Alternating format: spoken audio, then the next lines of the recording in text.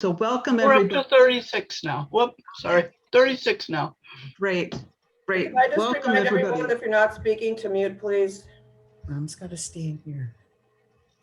Welcome everyone to our second virtual annual meeting.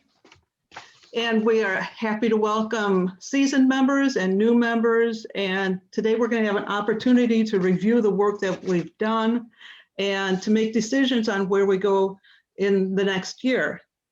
But first, let's start with a land acknowledgement from Renee Gralowitz, our Vice President of Program. Thank you. Thank you. Good morning, everybody. I'm trying to get this. There we go. I think I'm ready. All right. So thank you all for joining us. And we know that we are on Indigenous lands all across Turtle Island. And it's important for us to acknowledge the sovereign nations across Turtle Island, to include Canada. So those who aren't familiar, Turtle Island refers primarily to North America, but the Japanese also recognize Turtle Island. So we want to acknowledge all of the Indigenous peoples and the sovereign nations and thank them for the care that they have been giving our lands.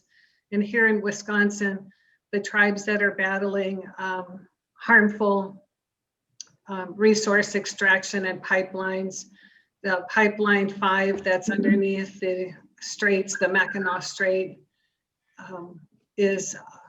has been told to be removed by the tribes in Michigan and by the governor of Michigan, but that has not yet happened. And we want to acknowledge and thank all of the tribes who are working hard to defend the earth and all of the creatures there. So thank you. Thank you, Renee. And I will be calling this meeting to order with a little bit of Zoom etiquette.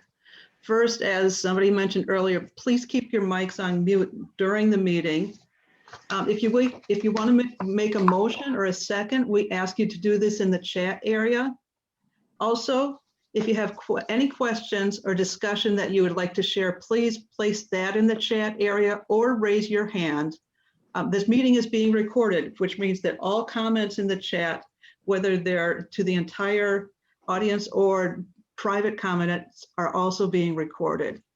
So now we're going to take a little time to practice. And we'd like everyone to find the reactions area at the bottom part of your Zoom screen, and take a moment to do one of the reactions. Raise your hand, wave, give a thumbs up. Any one of these will be construed as asking to speak. So if everybody wants to just take a chance, take an opportunity to do that. While I'm presiding over the meeting, Linda Biella and Marty Hemwell, who are the nominated co-presidents for next year, will be monitoring this. And then when they take over the meeting, I will be monitoring it. Okay, so did anybody have a problem finding the area where you can do a reaction? I've lost the screen where I can see what's going on. I'm on a Zoom United screen.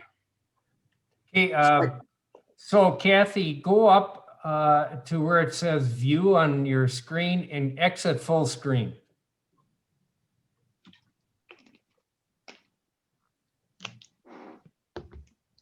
Exit or enter? Oh, you were out of it. Okay, no, you should not be in it. Okay. So should I hit enter full screen? No, you want to be out of full screen. Okay. Then you should see your control panel on the bottom. Nope, I'm at a screen that says Zoom United, and it's kind of an advertising page. Okay, then on the bottom of your screen, when you're in Zoom, there's 2 Zoom icons.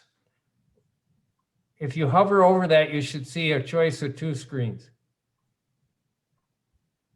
What you're looking at is it's called your Zoom portal.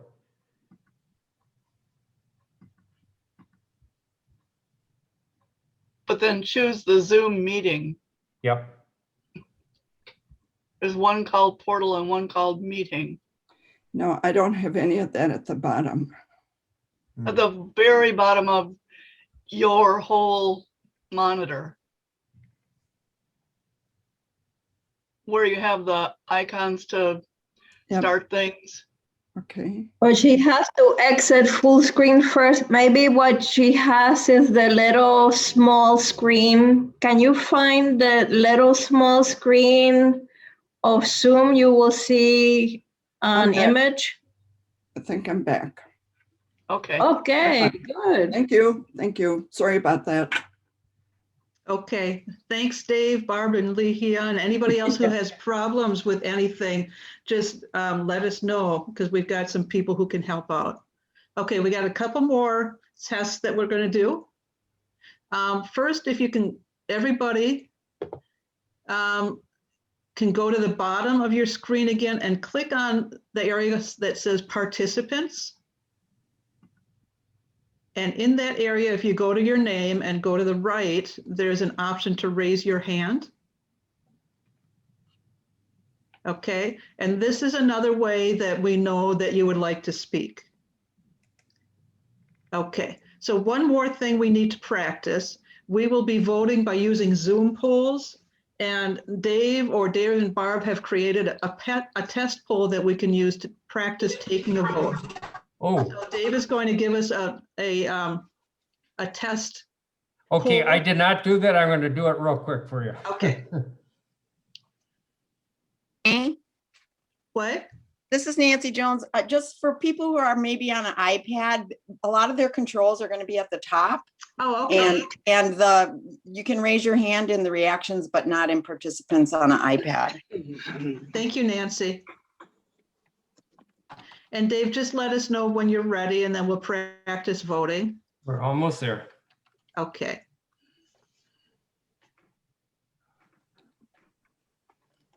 And again, anytime that things don't work for you, let us know, and we'll get us through all of this.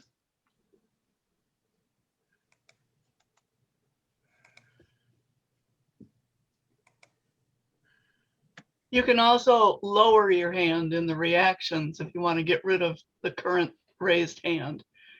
You can go down to reactions again and lower hand, or go to wherever you went.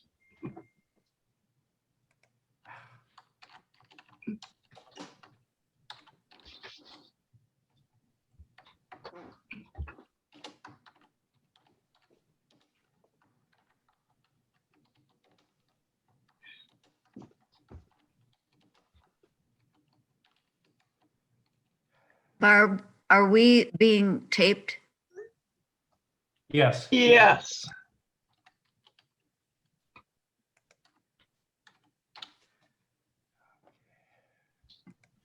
Finally.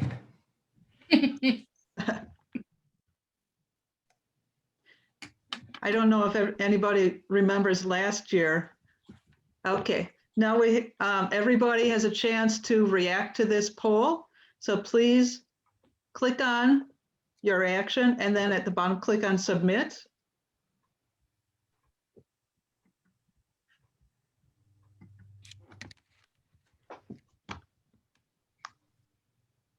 And this is how we will be taking our votes today. Okay. I'm going to stop the poll. 3 people did not vote. Okay.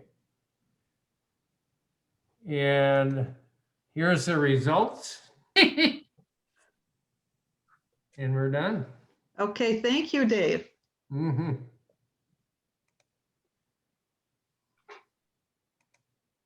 Okay, anybody who was at last year's meeting remembers that we had the meeting when nobody knew how to use Zoom yet. And the state league didn't even know what the legal ramifications were. So this year, their attorney has told us that we need to make a bylaw change in order to conduct our meeting and in order to vote using the Zoom format. So these changes are listed on page 3 of the annual meeting packet. And this is one of 2 bylaw changes we needed to make.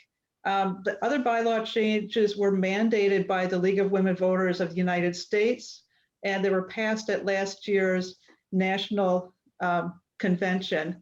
So those bylaw changes had to happen, which means that the board was able to vote them into existence. And that bylaw change elevates the status of the League of Women Voters US Diversity, Equity, and Inclusion position to be equal to the national nonpartisan position. But today, we need to vote to make the bylaw changes in order to conduct our business. So I am going to ask for a motion and a second on the bylaw change, allowing us to vote using the Zoom format. Jean, you need to call the meeting to order, please. Oh, I thought I did earlier. Okay, well, I'll call the meeting to order again. Okay. And is there a motion to accept? I'll make a motion. Cindy Okay. Carter.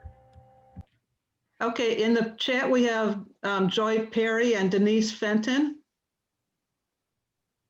Any discussion about this at all? We need a second, Jean. Oh, we had Denise, we have a motion by Joy and a second by Denise. Okay. Any discussion? Okay, then we need to vote on this one.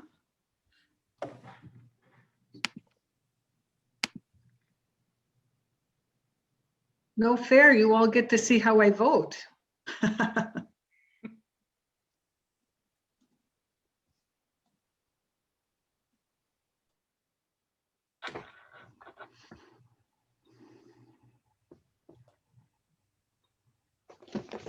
All right, the motion passes unanimously. Okay. So are there any questions at all about the housekeeping before we get started? I think it's important to remind people to keep themselves muted unless they want to speak. And then I'll also place your question or comment in the chat if you'd like to speak. Okay. I would like to introduce Beth English, who has graciously agreed to be parliamentarian for us again, and I'll ask Beth if she has any comments for us. I'm pleased to act as your parliamentarian. Hopefully you will not have to hear from me again. I think this meeting is going to run very smoothly because we have perfected some of the techniques we're using to vote. Just a reminder that motion must be moved and seconded before discussion begins. The majority of our voting will be by simple majority, aside from the nominations. When we're nominating the board, that needs to be a 2/3 vote. If you have any questions, just let me know. Thank you. Thank you, Beth. Okay. Now I will ask for a motion to approve the minutes of the 2020 annual meeting, and please put your motion in the chat. Cindy Carter has moved for that. Now I need a second, and Marty Hemwell has seconded. Any discussion about this? Seeing no discussion, let's cast our votes.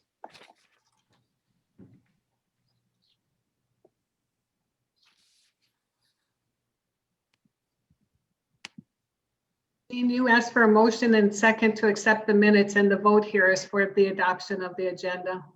Okay, Oh. Thank you for keeping me on task, Renee.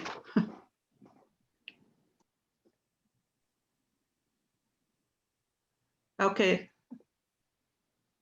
So the motion, we have a motion and I need a second again for adopting the agenda.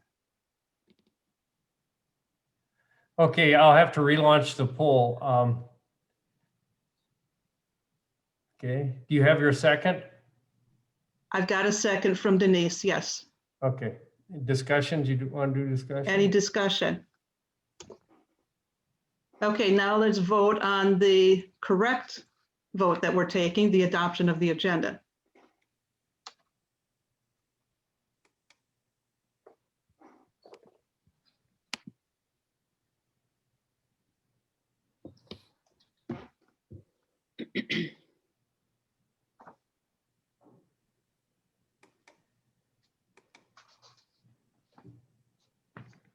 Okay, the agenda is passed.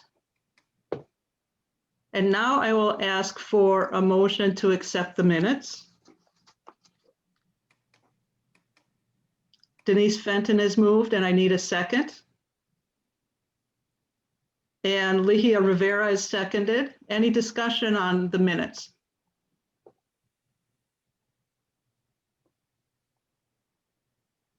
If there's no discussion, let's vote on the minutes.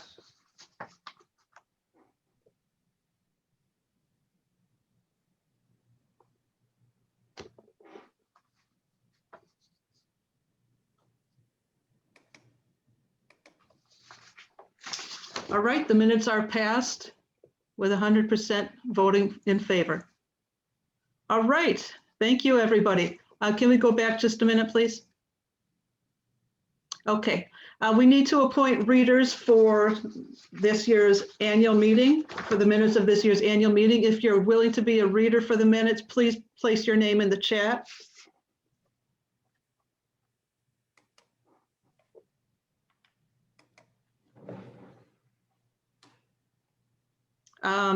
Linda Biella.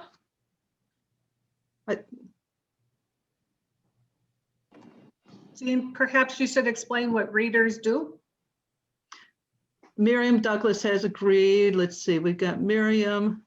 What readers do is they review the minutes just to make sure that they're accurate by their memory, and then the president will review the minutes after the readers are done. So I'm thinking Linda might not be. Jan Quinlan and Shirley and Miriam have agreed. And Linda, I'm going to say that you should be, if you're voted in, that we'll have you be the president instead. Okay, so we have Shirley Strange, Jan Quinlan, and Miriam Douglas who have agreed to be readers. Thank you. All right, moving on. I wrote a really, really long thing in the annual meeting packet, and the only thing I'm going to say as president is thank you. Thank you for letting me be the president for 4 years. Thank you to the board. I've had an exceptional board all 4 years. Thank you to everybody who's not been on the board, who has done such great work, and I especially want to thank Dave Strange and Barbara Kelly. You know, it's been a weird year for everybody, and we would not have survived this without Dave and Barbara. We needed their tech experience. They put in hours of work making sure that our programs, our meetings, and especially our candidate forums would run professionally and smoothly. They will be working with us on a new website, something called Club Express, which should be an even better website than what we have. And so I want to thank especially the board and Barb and Dave. So thank you all. All right. So if we can look at page 10 and 11 of the annual meeting report, I'm going to turn it over to Diane Putzer for anybody who might have questions of Diane about the treasurer's reports.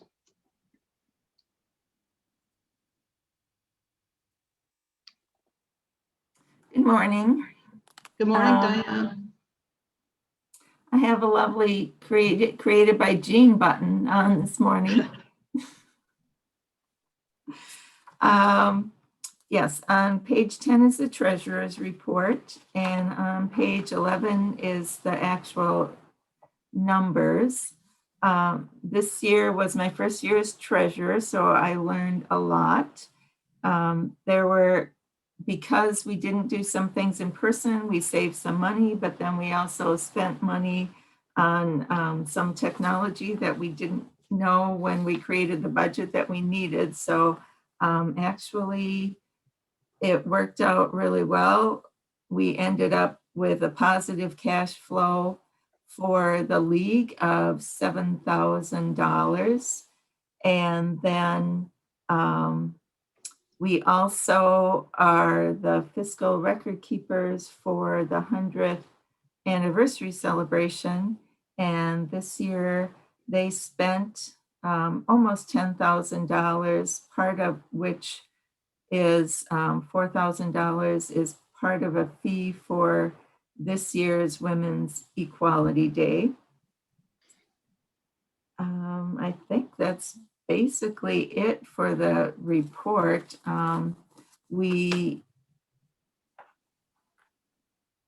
If there are any, our major income is from dues, and our major expenses are also dues to state and national. So if anybody has any specific questions, I can answer them. Otherwise, I think the next item is to chat about next year's budget. Are there any questions for Diane before we move on to next year's budget? I don't see anything, Diane, so let's talk a little bit about next year's budget. Okay. I think, Renee, can we show the budget on the screen, or everyone has a copy of it themselves? So I can pull it up, but I don't have it prepared. oh, right now. okay, that's fine. I just wasn't sure. If we go to page 13 first, that's income. And as this year, we are expecting our major income to be from dues. And we had, this past year, we had $2,400 from people that did the sponsoring membership, so that if somebody couldn't afford to pay the entire dues amount and did the open door, the balance of their dues was covered by the sponsoring memberships. We also are anticipating about $3,500 in contributions. We are budgeting for a holiday brunch in person and an annual meeting in person, and those offsets.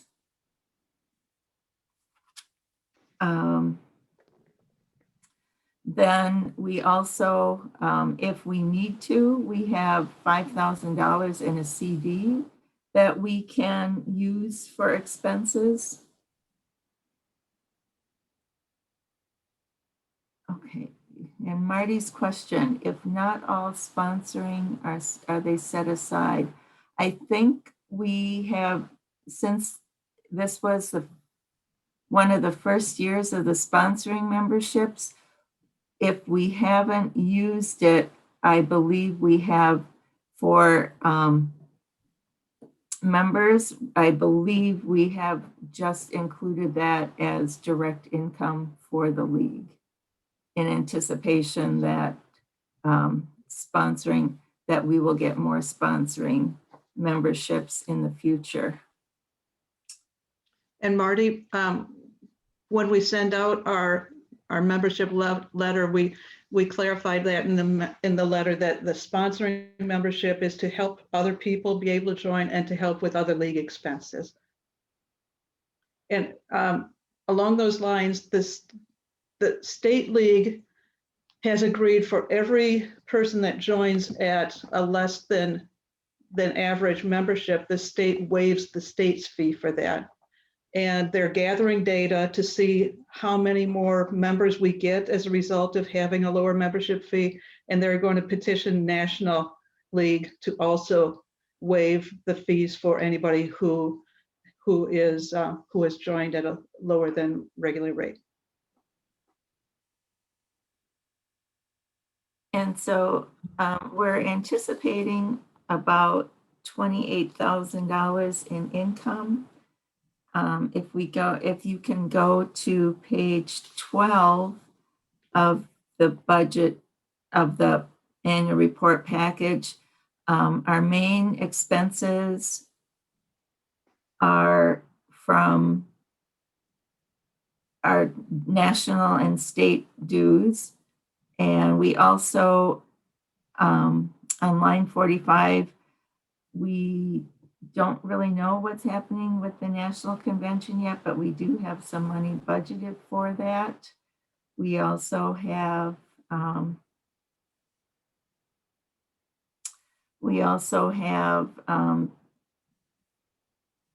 budgeted expenses consistent with what we have done in the past, other than we reduced the newsletter budget from 600 in the past to 100 because I don't know if we don't anticipate going back to a printed newsletter since Kathy has done such a great job with the electronic one.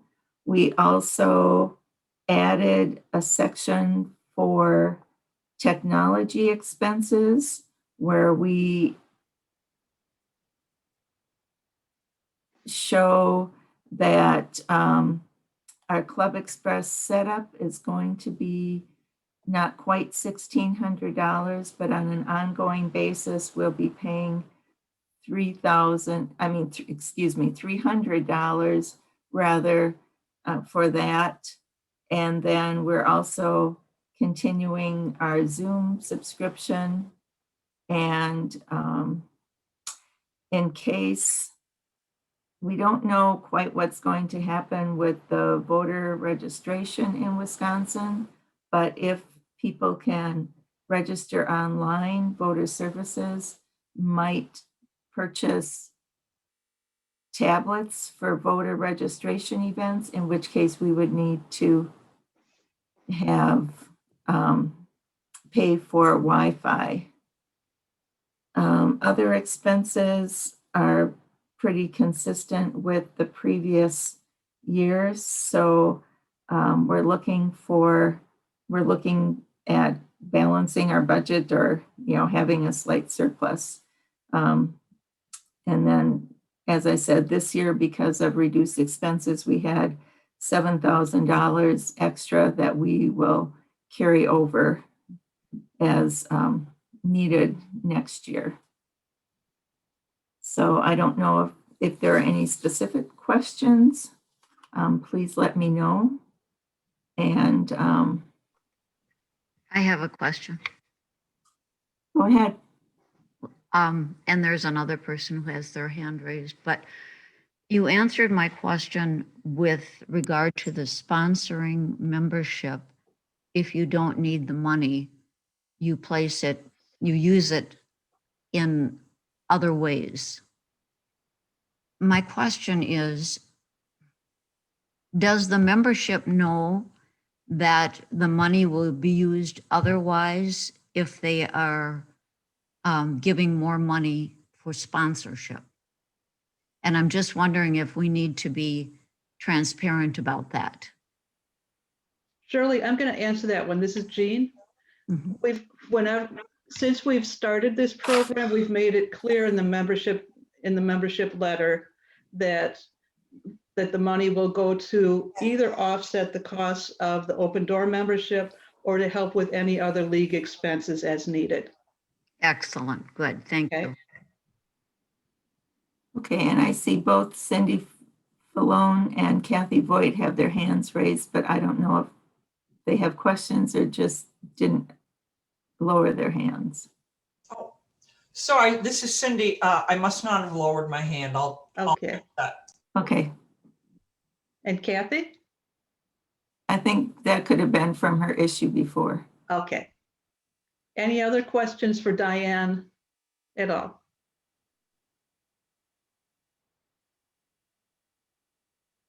Seeing no questions, Diane, thank you very much. You've done a great job because, like you said, you had not just one budget, but two budgets that you had to manage. So between you and Sue Hoffensberger, we really appreciate all your work that you've done. You're welcome. And Cindy Falone, you want to give us a little report on membership? Yes, I will do that. Good morning, everyone. And again, sorry you can't see me. But even though 2020, as we all know, was a very unusual year. That was not a detriment to the League of Women Voters Appleton.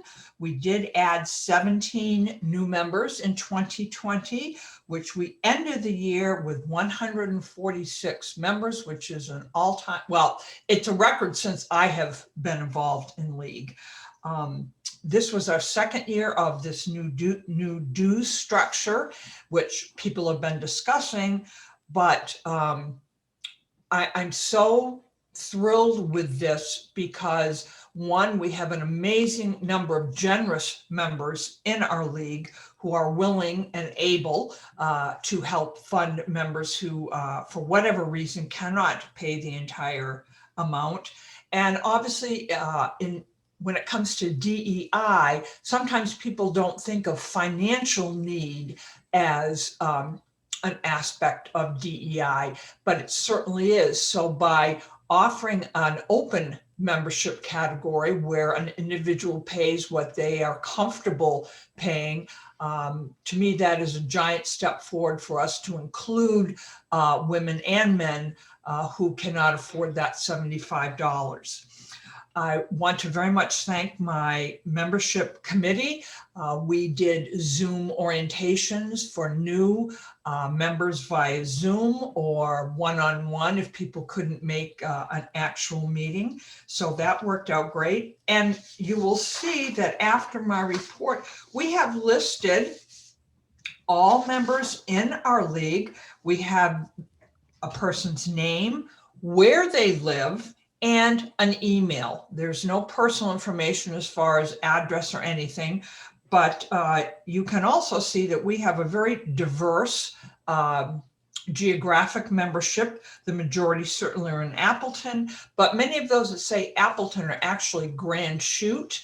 And someday I'm going to figure out how to figure that out so I can put Grand Chute in there. So we truly are not just the League of Women Voters of Appleton, but the Fox Cities. So we hope that this list is helpful to you if you need to contact any member. And if you do ever have a change in your email, please make sure I know that, because I changed that on our own mailing list plus to the national and the state. And that's all I have unless someone else has something. Oh, and I see Sandy saying that Town of Buchanan, it also ends up being listed as Appleton. So thank you. Are there any questions for Cindy at all? And Cindy Carter is saying Town of Freedom, part of that is also Appleton address. Town of Harrison also. Which brings up something that Marty and Linda and I have talked about, and that is working with the state and national to change our league from the League of Women Voters of Appleton to the League of Women Voters of the Appleton area. And that would include Town of Harrison, Town of Grand Chute, and all of the little burgs that are surrounding Appleton. There's a league process to do that. And in order to do that, we also need to consider how that will change our mission. So, so that will be a committee that we're maybe looking to form to discuss that and discuss how that'll work. So thank you, Cindy, and thank you everybody else for all of your comments. And I'm seeing a lot of support for changing our league to the League of Women Voters of the Appleton area. Okay, now let's move on to the next item, and that we need to take action to adopt the climate change preparedness and resilience position. And if you all remember, we had a consensus meeting and we were able to obtain consensus on this position. The position is on page 23 of your packet. The board passed the position in April. And so are there any questions? Well, so we need a motion to approve the climate change preparedness and resilience positions. Okay, Cindy Carter moved to pass. I need a second, and I see I think this is Terry Dawson seconding. Okay, any discussion?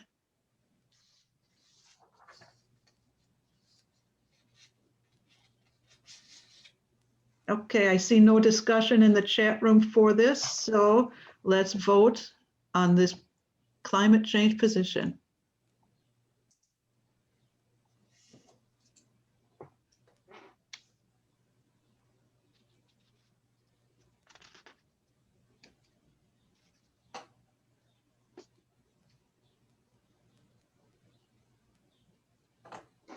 All right, we have 100% voting for and nobody voting against the climate change position, so that passes as an official position of the League of Women Voters of Appleton. Thank you, everyone. And yes, Terry, thank you for all the great work. It is an incredible position that these people have put together. And if you haven't viewed the videos that they put together, those are available on our YouTube channel. And I think, Dave, I think there's a link to them on our website also, but they are incredible positions that this team put together. So thank you, thank you, thank you all. All right. Can we have the next slide, please?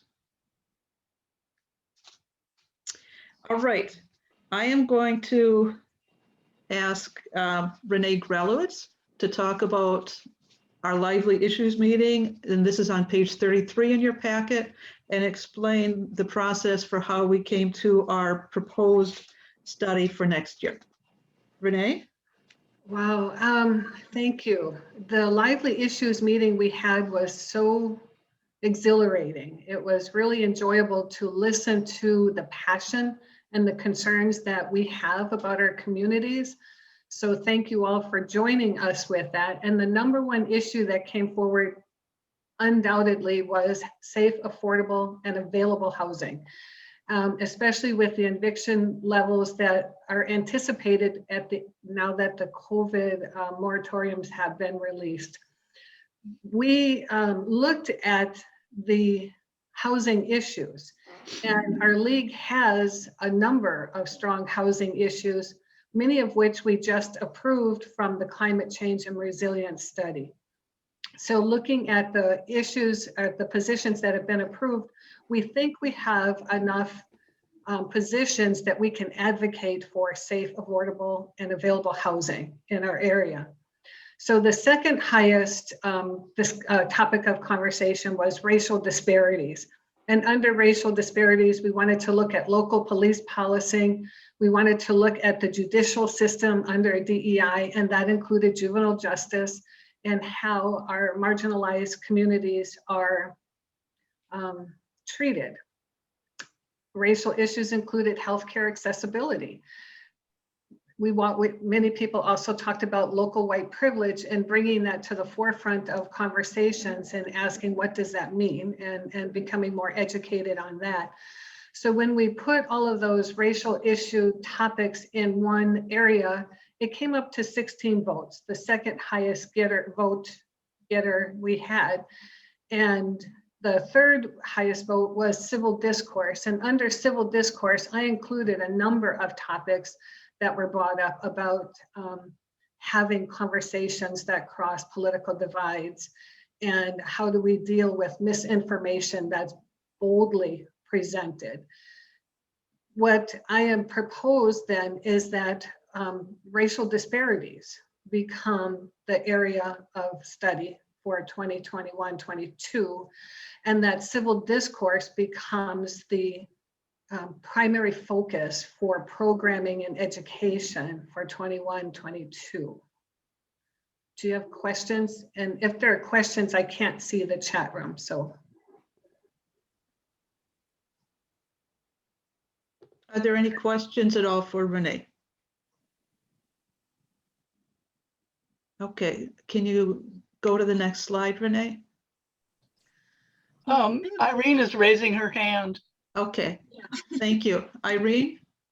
And I don't know if this is the time to ask, but if you would just flag this question maybe for a few minutes from now. I'm just curious if we've been thinking about how do we distinguish the work of the DEI committee from the study committee?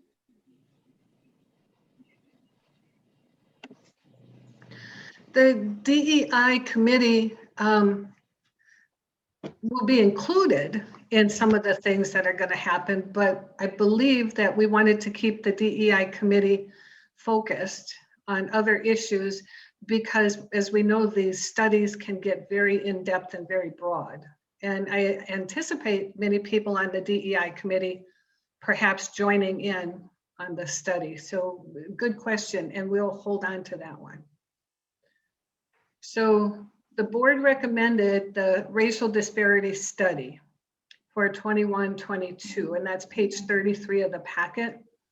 And this study team will be able to define the scope of the study, much like what we saw happen with our climate change and resilience team, is the more they learned, the more they realized other issues needed to be addressed.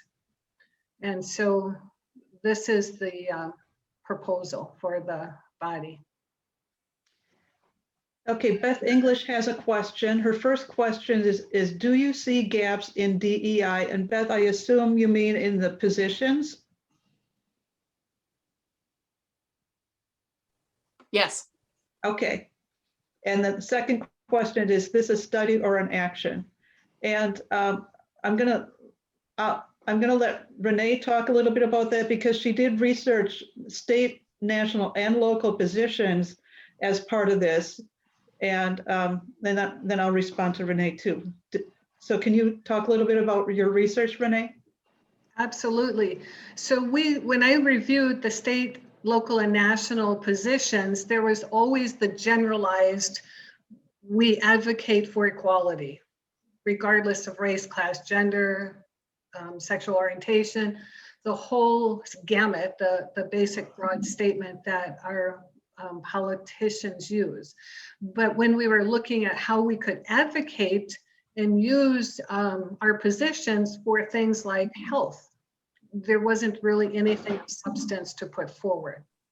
So I know that the DEI committee at the state level as well as our local level, we're going to start looking at what positions we already have through a DEI lens and perhaps make recommendations based out of that.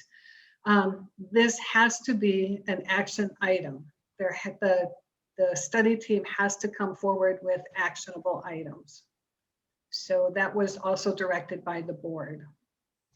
Jean?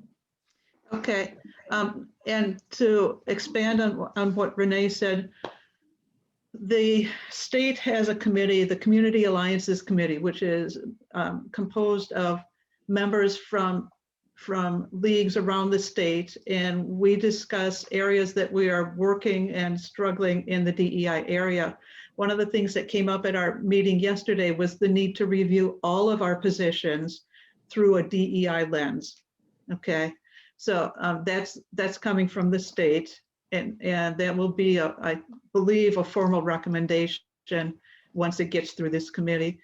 There have been times that I've meant to advocate on behalf of the league for issues specifically at the city level that I haven't been able to because we didn't have a position, and I've been willing to stretch the positions to find something that we can advocate on, but there have been some areas specifically in the DEI area that I have not been able to advocate as a league. So to answer your question, yes, Beth, I believe there are gaps.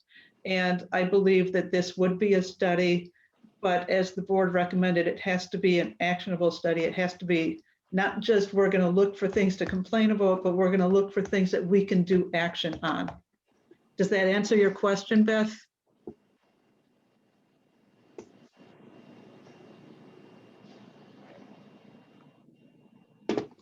Okay, other questions or comments at all?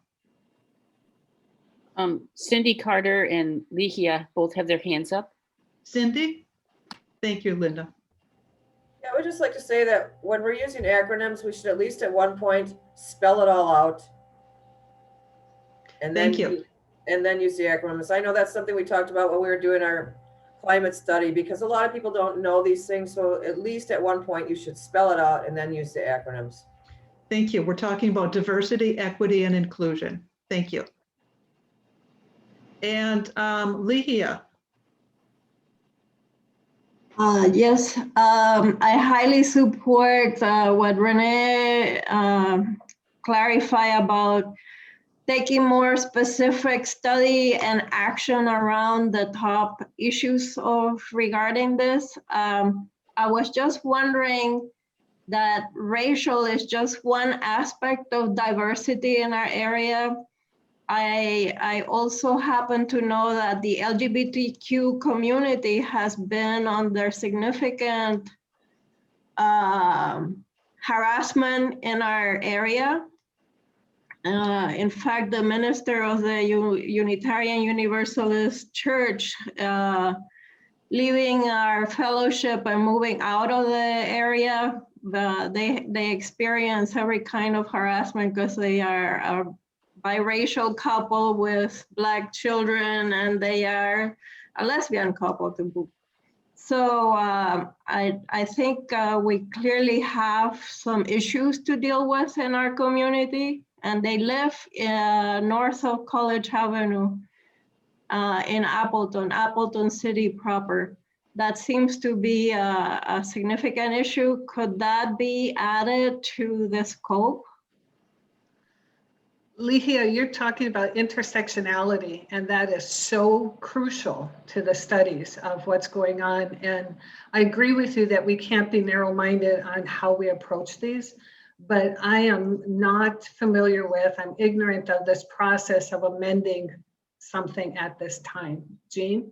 So I'm going to defer to Beth regarding this.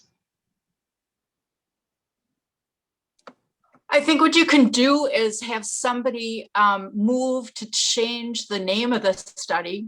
Is that enough? Okay. So Cindy have moved. Okay, Linda is saying, should we change the wording from racial disparity issues to equity issues? Any discussion on that? Yeah, I think both of these are huge topics, and I would suggest we might approach this as a two-phase study like we did with climate change. Can we keep in mind capacity? I mean, the reason I asked the distinction between the study and the DEI committee is because I can't serve on two committees. I have a capacity issue. So can you know what I'm saying? Can we approach it in phases? Could I add something? Yes, thank you, Shirley. I really do agree with going with a term like equity. The whole the term race, we really need to understand and come to learning that we probably don't want to use race. And we've learned a lot about the fact that race is a social construct. So I think we need to be sensitive to that. But also the committee has leeway in determining the scope of the study. If you look at what the climate control did, Jill actually had different sections that people could work on. And so there might be that possibility. But I think if we are considering changing the title to equity, we would be safer than saying racial. And then the committee can decide on the scope and the time and the people it would take. And you do what you can, just as Jill did in her climate resilience. Yes, we needed this done. Did we have people to do it? Yes or no? Maybe we did, maybe we didn't. So that's just my thought. Okay, there's a few things in the chat that I'd like to share. Joy Perry asks if we should have it the diversity, equity, and inclusion rather than just equity. Lihia Rivera states that she likes the idea of 2 phases and says that was very helpful in the climate change study that began so broadly. Cindy asked if we should have seconded that before we discuss, but I don't think we've made a motion yet. So I don't think because we haven't come up with a motion to make yet. I also think you can't amend. Yeah, we don't have a motion on the table and we're discussing. Yeah, and Beth will correct me if, and Renee, if we're wrong with that. That's what I remind you. Okay. Is that we don't have a second on the motion, so I don't think we have a motion. No, we don't have a motion yet, I don't think. Okay, then we have Cindy Falona saying, is it possible to consider the name of a DEI issue? Joy Perry saying, Shirley's suggestions are very good. Irene stating that the topic surfaced at Lively Issues was race related. And Cindy reminding us that we moved it earlier. Okay, so Beth, I'm going to ask you what direction we need to go in. I guess I would, I'd like to second, and I can't find it in the chat. Did somebody move that we would change it to DEI issues in the Appleton area? That was the motion that I would like to second. I just moved that we changed it, that we change it. You just did just now? No, earlier. I think it's in the chat somewhere. It says second, but it doesn't say what we're seconding, Cindy. That's my confusion. Yeah.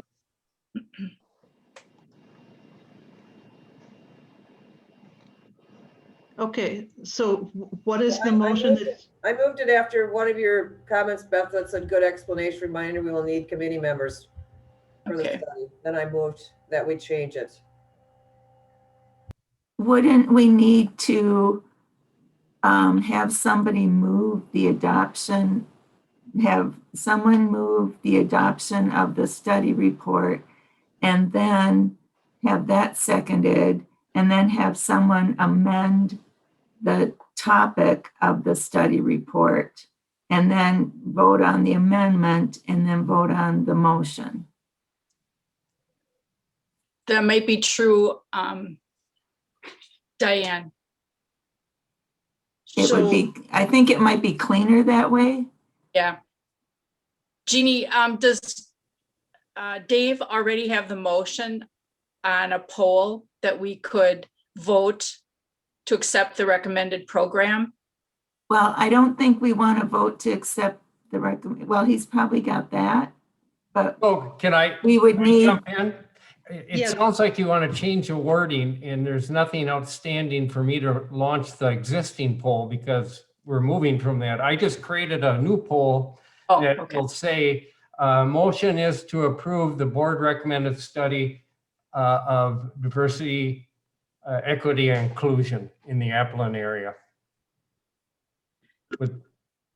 And then am I correct in assuming that we vote on first changing the wording and then voting on the actual approval of the study? Yes, that sounds exactly right. Terry agrees.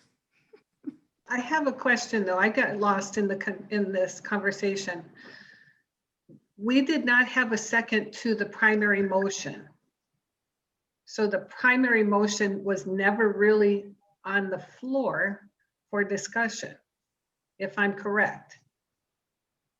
And then now we're talking about a motion to amend something we haven't moved to approve. So I'm lost.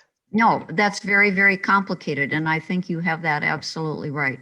But nobody wants to make a motion to adopt this as is. So that's where you have to go to Robert's rules, and I don't have that in front of me. That I wouldn't say that, Shirley. I am willing to make a motion to adopt the board recommended study of racial disparity issues in the Appleton area. I thought we had Okay. already done that, but if nobody's made that motion, I will make that motion. I did, Okay. I moved it earlier, way earlier, Yeah, Yeah, I did too. Cindy. and no one I think seconded it. I think we did too, but it's difficult when they're not in the chat to go back and recreate that. That's our problem. It is in the chat. Okay, this is a very complicated issue. This is a very complicated way to conduct an annual meeting. And I appreciate everybody's patience with each other as we navigate our way through this. And we will do our best to look through the chats to find out what we can find. But it sounds to me like we have a motion on the floor to adopt the board recommended study. And now we have a second to the motion. Yes. Okay. Can I get a clarification? Is it, I will use the poll that we originally had created? And then, Yes. Okay, for racial disparity. Yes. Okay. And now do we need a motion for amending? Not yet. No, We have to vote. vote. We need discussion on, Okay, is there, would have had all that discussion. okay. Yeah. Is there any further discussion on, okay, so Miriam says the wording should be diversity, equity, and inclusion Yes. for understanding rather than racial disparity. Okay, and then we have all the other discussion from before. Let me look in the chat. Now this is where we have to move to And you, accept the amended version. So wait, but we have 3 people with their hands up right now. Okay, can you tell me who they are, please? So I can call them? Jen, Kinlan, Diane Putzer, and Beth English. Okay, And now Irene. okay, Beth, I lowered my hand. okay, and Oh, okay. Jan? I just want us to be clear if we're going to be voting. Oh, can you hear me? Yeah, yeah. Okay, I just want us to be clear what we're voting on. Are we voting on the original motion or are we voting on a friendly amendment? We need to have a friendly amendment before we can vote on it. I agree. And I think we might have that, but I think we're all kind of on the same page with what we want, it feels like, but Mhm. I just want to make sure that we know what we're voting for. Thank And you, I think, Right. I think the maker of the amendment or the maker of the original item can say, I accept the change. So that would be up to Renee. I accept that change and then you can vote on that motion. I accept the friendly change to change from racial disparity to DEI. And then that's what, now we can vote on that. Okay, so now that we have a friendly amendment, what is the process? Now we can vote on the amendment. well, can we complete our discussion? Okay. Who else has their hand up? I know Irene. you did. Irene, Nancy Jones. Jones. Okay, I'm gonna call on Irene. Okay, so obviously race is part of the DEI topic, but I had understood coming out of Lively Issues that we had a lot of comments and interest in focusing on race. So the original board recommended study of racial disparity makes a lot of sense to me. Intersectionality can be part of racial disparity, but when you use the broad term of DEI, that's everything, that's age, that's class, that's hard. LGBTQ, that's, I mean, I would not recommend throwing this open that broadly when what came out of Lively Issues was really focused on race. Okay, and Nancy, did you have your hand raised? I did, and I was going to say pretty much what Irene just said. I think that the racial disparities is a sharper focus and probably at the base of many of the inequities in our area. So I think that there's nothing preventing us to go to other areas of inequity, like in another year. So I'm really sensing that racial disparities is a focus that, like Irene said, would also be more faithful to the discussion at Lively Issues. And we have a comment from Jill Mitchler that a narrowed scope would be more manageable. Are there other comments? Anybody else have their hand raised that I can't see? Yes, I do. I do. Shirley? I do too. Okay, Shirley, and then I think that was Linda. Okay, I do believe it is up to the committee to determine the scope of a study. I would hate to see it so minimized that we can't touch other things. And we know that in the past, we have had our hands tied because we have been too limited, too focused. I just believe that it should be DEI, and everything that we have learned in the DEI committee in the past year has been the fact that race is a socially constructed situation. And I think that we have to be leaders in that. We have to teach people that race is not a true thing. I'd like to keep it open. I'll just stop there. Thank you, Shirley. And then Linda, were you the one who wanted to speak next? Yes, I think that what we just did with the climate study is a good model for what could happen here. There were numerous subcommittees within that study committee that examined all different types of issues that fell under the umbrella of climate preparedness. So I could see the same thing happening with this committee. And maybe at the end of the year, if they focus on race for this first year, they might want to recommend that additional studies go forward with the focus in other directions. Okay, and Lehia had put something in the chat. Lehia says, what about ethnic origin and race? Hispanic is not a race. This is complex. That's an understatement of the year, Lehia. And Cindy Carter says the DEI would cover what Lehia says. Lehia says, yes, Shirley.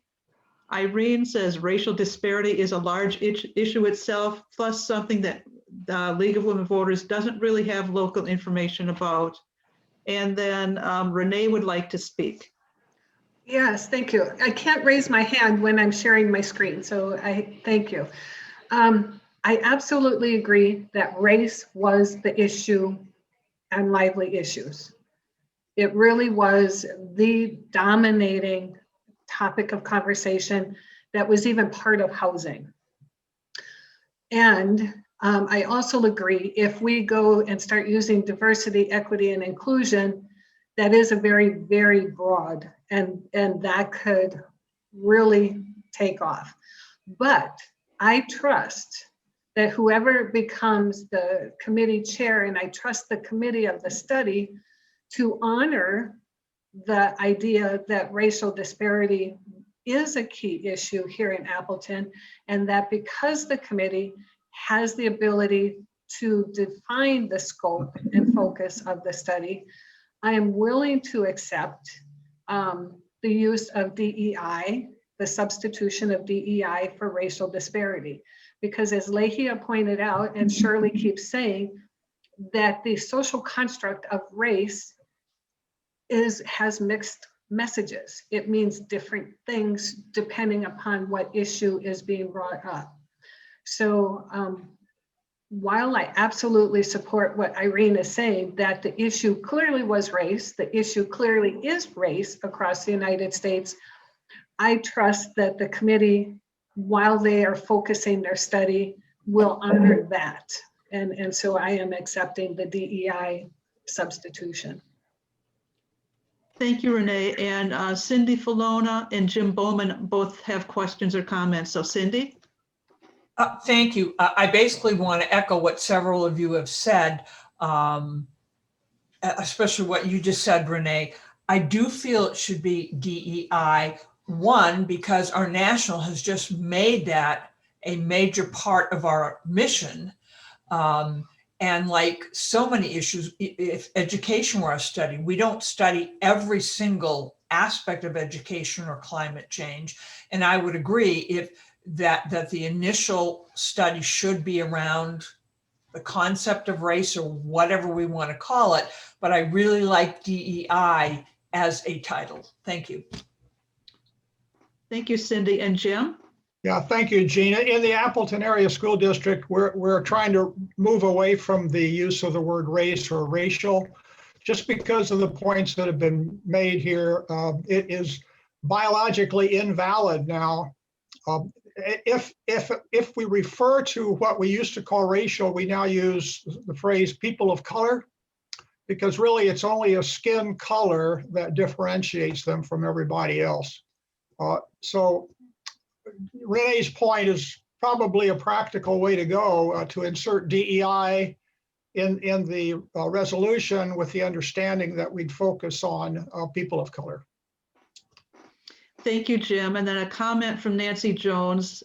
DEI can work if the committee makes sure that racial disparities is a key part of the study. Okay, are there other comments or questions? And I can't. Yes. This is, yeah.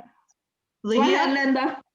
I would, Cindy Carter just said what I was going to say. Spell it out. Diversity, equity, and inclusion. Yeah, rather than DEI, so everybody knows what we're talking about. Lehia? Yeah, I would say with the experience that Jill and the team on climate change had, the phase one of such a broad title, I like to do the diversity, equity, and inclusion. Is phase one becomes about studying what are the priorities, topic, subtopic areas within that. And clearly, I think I am aligned with Renee. The study team will know that the original interest was racial disparities, and certainly that becomes a key area of study. But then you look at what are the top 5, what are other key areas that really have need gaps that we should be addressing, that we're not with just the racial part of it. So that's what the study team did for climate change in phase one, was to sort through what are those top things. Phase two, then we dig deeper, and we still had to make choices because it was still very broad. So I think essentially is prioritizing what's most important for the Appleton, Fox Cities area. Thank you, Lehia. And Irene has a comment. Then can the study recommendation include the initial focus on skin color? I'm just asking that phase one to be documented in the, I don't know, the action from the membership. Okay, are there other questions or comments? I just have one other comment, and that is sure. that we also have to be careful using skin color, or, well, let's just say skin color, because it isn't just the color of a person's skin that distinguishes us from one another. It is our language, our culture, our beliefs, our religion, our traditions, our way of life, just to keep in mind. Are there other questions or comments? Yeah, I agreed, Shirley, but then what term do you want to use? Race, skin color, ethnicity is broader than that, color is broader than that. So I don't know what term you want to use. Other questions or discussion? my 2 cents worth. I was on both the Juvenile Justice Study Committee and the Education Study Committee. Both started extremely broad, and we did what the Climate Committee did. We took this broad concept, education, juvenile advocacy, and we narrowed it down into subtopics and had subcommittees working on each topic. And that seemed to work very well for us. And so I'm thinking that we can have a study that is more inclusive, but have different subcommittees working on absolutely racial disparities is absolutely a subtopic of the study. Income inequity, absolutely a subtopic of the study. But I agree with Renee. I trust the study committee to be able to do what Jill's committee did, take this broad topic and break it down into manageable parts. So that's my 2 cents worth. Other questions or comments? Call the question. Yeah, Shirley. I call the question. Oh, okay. I thought you said you have another question. Okay, Miriam, is your hand raised? And Beth, I don't know Robert's Rules of Order, even though I'm a Roberts. But I just want to put in the suggestion that the committee, first of all, look up what the definition of race is. I just Googled it, and it more clearly defines what this should be. Okay. I mean, broader than we're thinking right now. So anyway, that's up to the committee to do. But So calling the question means I call for a vote. Okay. And what we're voting on right now, Jeannie, is just the amending the wording of the study. No. Okay. No, And we have, Voting on, no, we have to vote on calling the question. oh, okay, I'm sorry. We have to vote on calling the question, then the amendment, and then the main motion. okay, then, sorry, Dave. Okay, that's okay, because do we still have to take a poll on the original and then do a separate poll on the change?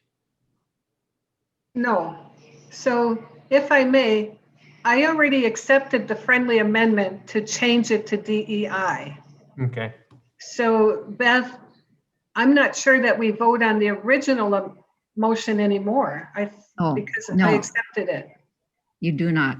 So I think what we're voting on is a motion and second to approve the board recommended program of diversity, equity, and inclusion issues in the Appleton area for 2021-2022 study. I think we need to vote on calling the question first. Is that correct? You do. Correct. Yes. Yes. Okay, Which means to close the debate. right. Right.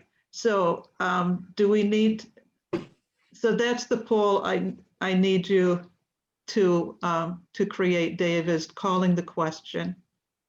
Can you do that by the raising hands, or do you want an official poll? I was going to ask that too. If we could just raise our hands and react. Yeah. Can we have just anybody who doesn't want to call the question to type in chat that they're voting against that? Because it's hard to see everybody's hand raised. Yeah.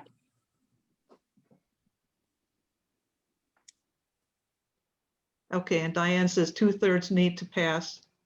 Has everybody had a chance to type in the chat if they are voting against calling the question? Okay, so it looks like it passes unanimously. So what is the next step then, Beth? Well, correct me if I'm wrong, but we need to vote now on, we've already accepted the friendly amendment to the motion. So now the question is to adopt the board recommended study of diversity, equity, and inclusion issues in the Appleton area. And that's what I have in the poll. Okay, and we have a motion from Cindy Carter for that. Do we have a second? Already been moved. It's been moved. Thank you, Nancy. Yep. So we have a motion and a second way back in the chat. And we need to find that for Julie to include in the minutes.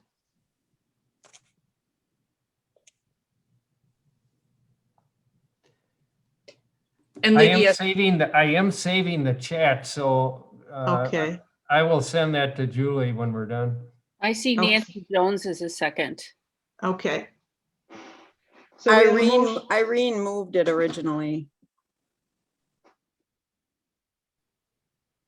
I don't think so. I think it was I don't think so. Cindy No. Carter. Yeah, I I'm the think- one yeah. that moved it originally, Cindy Carter. Yeah, I had Cindy Carter and Nancy Jones Okay, thank you. as motion and second. All right, so Dave, do you have a poll created for this? Yep, and do you have the motion and the second, and so I We can do. launch the poll, correct? Yes. Do you have to do discussion? No, I think we've done the discussion and the question. Yeah. Here you go. Actually, we did need discussion, but not.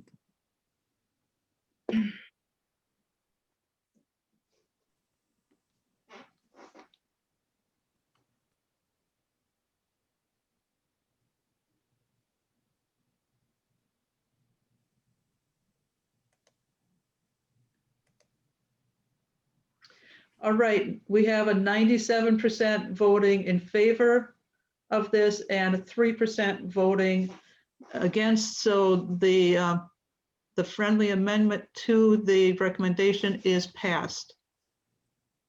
All right. Are we done with this, Beth? yeah, I think we approved the motion for a new study. Okay, Yeah, we approved the motion as amended. as amended. Okay. Thank you, everybody, and thank you for making my last annual meeting such a nice challenge. All right, we have the next thing that we need to vote on is adoption of the budget. We need a second or a motion to adopt the budget that's on page 11 of the packet for those who are able to see it. Do we have Marty Hemwall has moved. Do we have a second?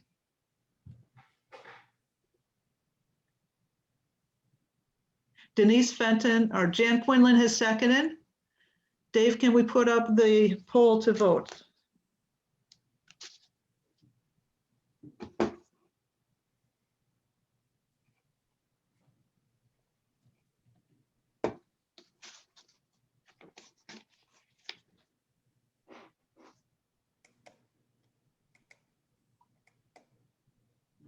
All right, the motion to adopt the budget has passed unanimously. Thank you, everybody. Thank you, especially Diane and the Budget Committee for working so hard on that. All right, now Stephanie Mullaney has been the chair of the nomination committee. So I'm going to turn this over to Stephanie.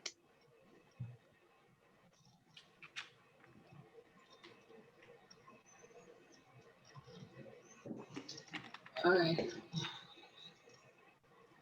So the nomination is on page 41.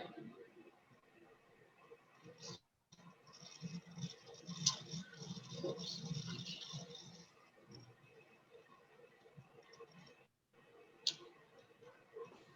So what we are proposing today is that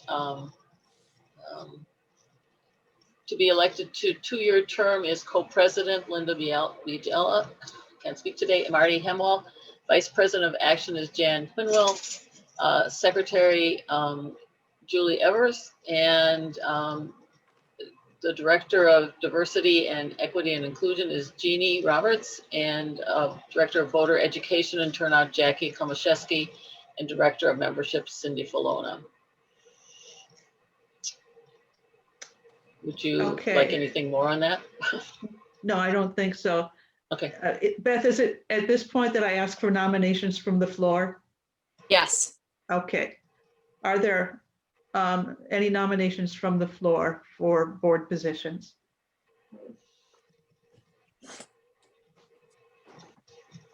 And I don't see any.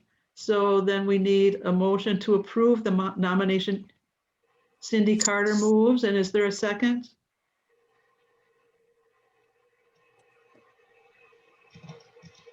Barbara Kelly seconds. Dave, can you put this poll up?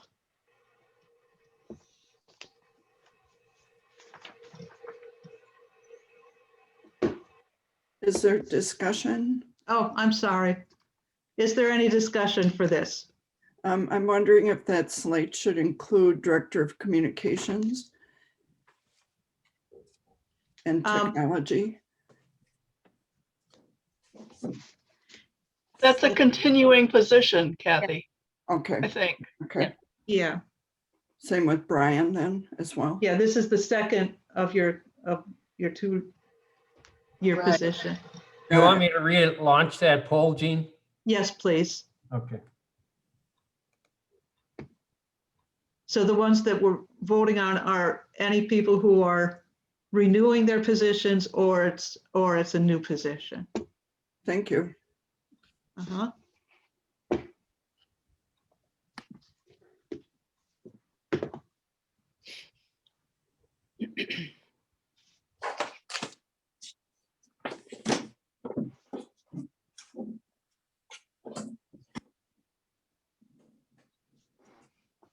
All right, the nomination committee's slate of officer passes unanimously. Thank you, everybody who is willing to volunteer for this.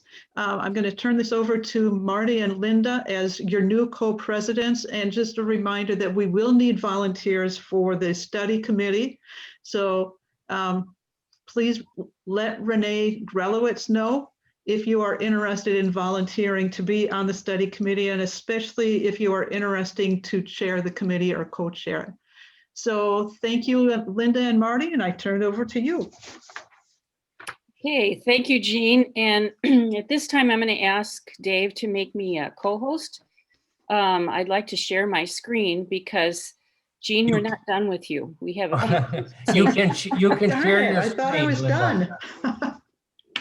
Linda, you can share Okay. your screen. Got it.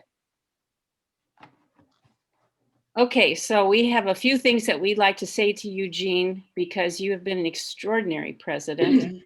And some of the board members have submitted some comments, and we put together some pictures of your 4 years as president. So when I get to the slide where one of the board members has a statement, I'd like them to read that statement. So we're going to start with Cindy Filona.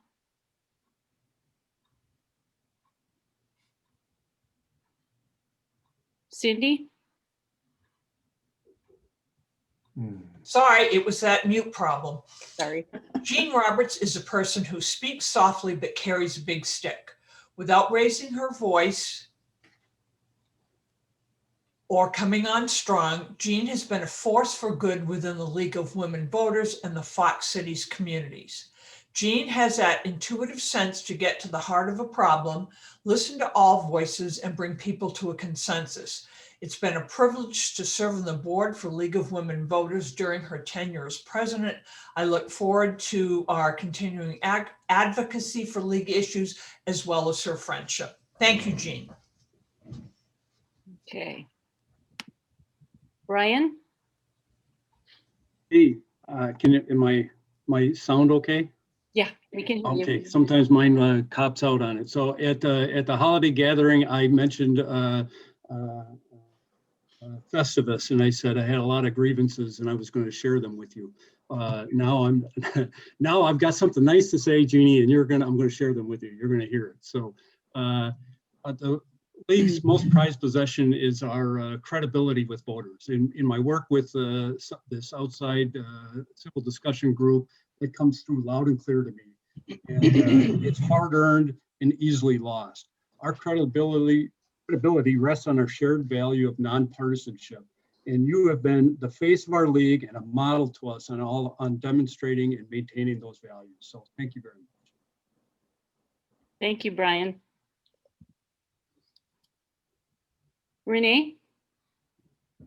Jane, I want to thank you for giving me a voice, for demonstrating and advocating for me to speak out with alternative interpretations of things that I see, nudging me with your elbow when we're sitting at the table and whispering, don't you have something else to say? And so thank you for doing that for me and actually listening. And then from listening, taking action. So thank you very much, Jean. Thank you, Renee. Jackie? Working with Jean is an absolute pleasure. She is a leader who inspires by being a role model, a dedicated, passionate advocate for defending democracy, and a counselor when that is needed, and it has been. She has been dependable when help was needed and innovated when situations required creative solutions. I admire all of these qualities, but the most impressive is when things get difficult, when problems arise. Jean has a way of channeling all those great League of Women Voter forerunners by taking a deep breath and moving us all forward. Counting her as a friend has been one of the blessings of being part of the League. Thank you. Thanks, Jackie. Diane? Jean's an articulate, well-respected voice of the League in our community. She leads by example to follow our goals of influencing public policy through education and advocacy. Her outreach to people of color in our area has broadened the influence of our League chapter and made it more inclusive. Thank you so much, Jean. It's been a pleasure. Marty? The vision for the 19th Amendment Centennial Committee and Coalition, as many of you know, in which League held a prominent role, calls us to action. It says, let's honor the extraordinary women who led the struggle to secure this right. Let's raise the voices of the women who were left behind, and let's inspire the next generation to take up the cause for women's rights not yet won. Jean inspired our vision from the beginning. She saw the centennial not as an event, but as a way to celebrate the history of all women for an entire year and encourage women's empowerment.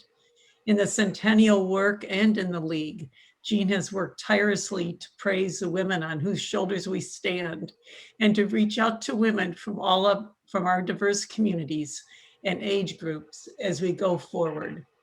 Through her quiet determination and her vision, Jean has brought the League of Women Voters into the 21st century. Jean, thanks. Kathy?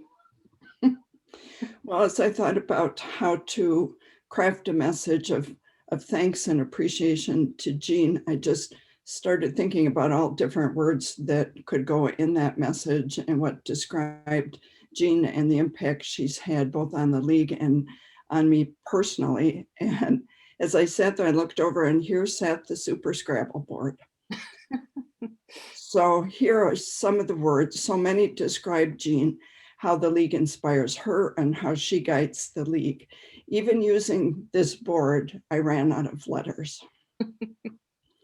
When it comes to the mission of the League, Jean is the Scrabble master, speaking words of calm, passion, strength, clarity, and vision. The two words at the top of the board that I think clearly hint at what Jean is focused on right now are these two words, grandma and done. Thanks, Jean. For the past 4 years, Jean has led our League with extraordinary capability, level-headedness, and grace. Her passion for helping others infuses everything that she does. She told me yesterday that our League is known as the DEI League in the state, and that's thanks to Jean. In 2020, Jean had to manage a trifecta of challenges: the centennial year, a presidential election, and a transition to doing everything virtually. She and our League met all those challenges and thrived. It has been a joy to work with Jean, and I look forward to her mentorship and continued friendship. And I'd also like to add that not only does she give of her talents as an advocacy on the part of the league, but also her creative talents. She creates these buttons, which reflect the league's mission of encouraging voting, and her personal crusade for inclusiveness. And she's also talented at making beautiful Afghans for our annual raffle that we do, or our auction at the end of the year. And she personally has, I think, maybe the world's largest collection of women's rights memorabilia. And these are just a few of the things that she has shared on her Facebook page, all the buttons that she has. And it's just phenomenal how much knowledge she has about women's rights. But the board didn't think, Jean, that you had enough. So I'd like to ask Jerry, who has been conspiring with us, to present you with a gift that all the board members have contributed to. So Jerry, are you there? He just left. He knows he's in trouble. And I just want to say thank you for all those kind words. It really is touching to me. But I have had the most incredible boards to work with, and it's made my job so much easier, and it has definitely added to the honor, to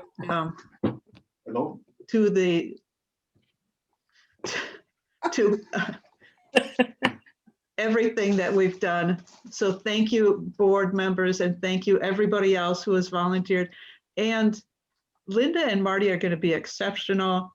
And anybody who has not gotten really involved, there's a lot of things you can do. So I look forward to working with all of you. Thank you all.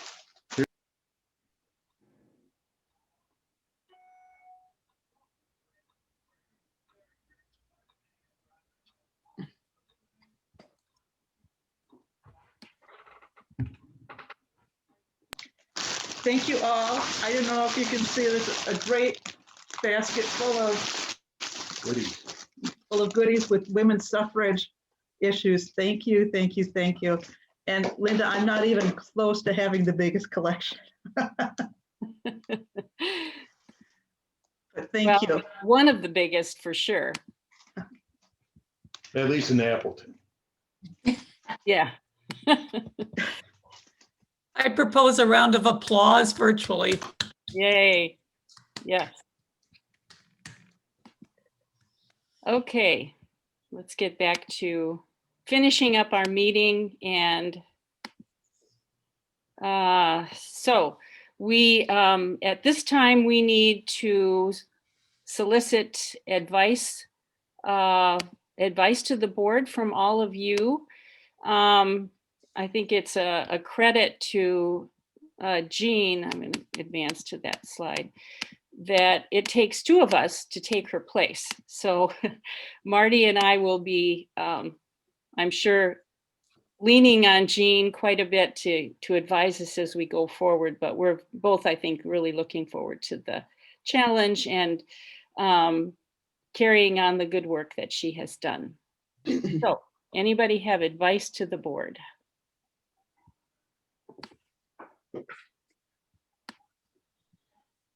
Feel free to unmute yourself and just speak.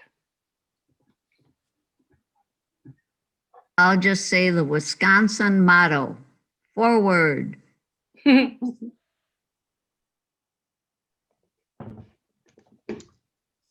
motto to the board is keep breathing. Lehia says, welcomes to all new board members and to our two co-presidents. And we are so fortunate to have both of them. Thank you, and keep up the great work. Thanks, Jill. And just be good listeners. I mean, really, that's a skill in itself. That's why Jean's our role model. Yes. Thank you for taking the baton and continuing to lead in these challenging times.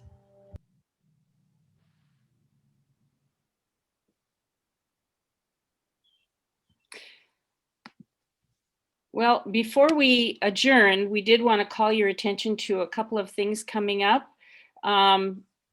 Renee, would you like to talk about this Someday in June program? Someday in June, under the guidance of Jean Roberts with the new DEI committee, we're developing a program, and we hope to have it in June, similar to what we did last year, but this one being focused on Asian American Pacific Islander historical experiences.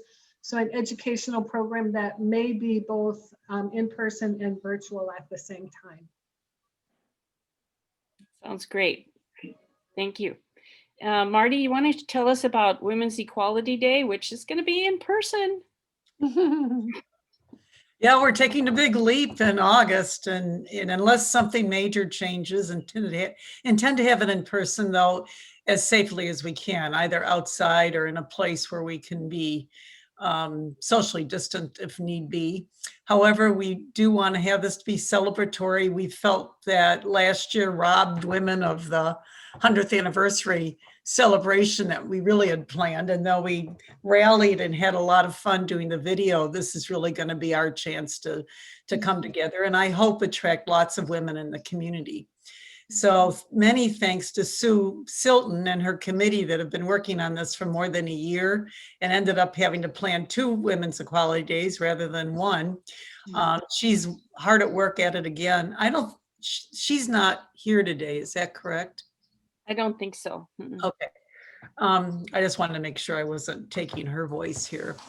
So we're very excited. Elaine Weiss is coming. We've been wanting to get her for a couple of years, and she was in so much demand around the 100th anniversary that it was getting impossible to line her up. But now that it's post 100th anniversary and it's the 101st, we were able to secure her for Women's Equality Day. This is a nationally known speaker. People in the league have heard her talk at other national events, and she's just riveting, apparently. So we're really excited about having her come. And so we will have a reception, and then she will give her talk. And as some of you know that read the book already, she does quite the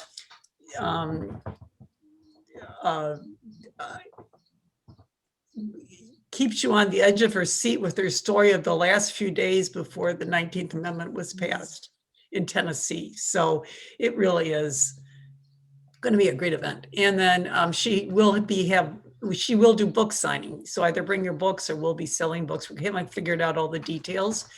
Right now it's planned for you to be Oshkosh Fox City's campus. That has had some discussion depending on whether we feel it can hold the people that want to come in a safe way. But right now that's what we've secured. So we'll keep you all posted. Thank you. Very exciting. And that'll wrap up the 100th anniversary celebrations. Okay.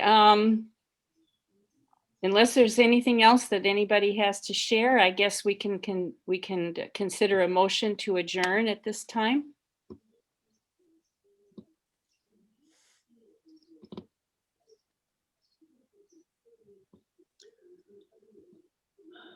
We have a motion to adjourn.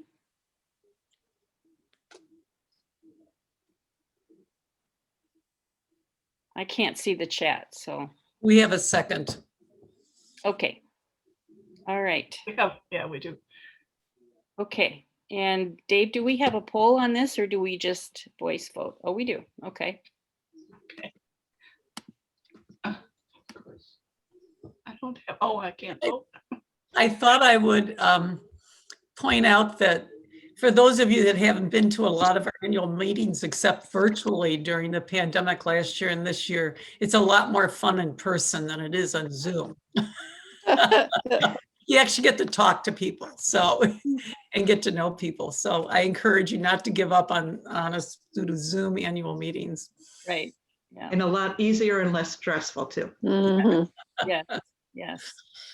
So thanks everybody for attending this morning. And again, thanks Jeannie for everything you've done. I'm looking forward to a great 2 years on the board. We have a really, really strong board and always anxious to hear from members. So feel free to email anytime. Thank you, everybody. It's just been a great year. And thank you, Jeannie. Bye-bye. Bye.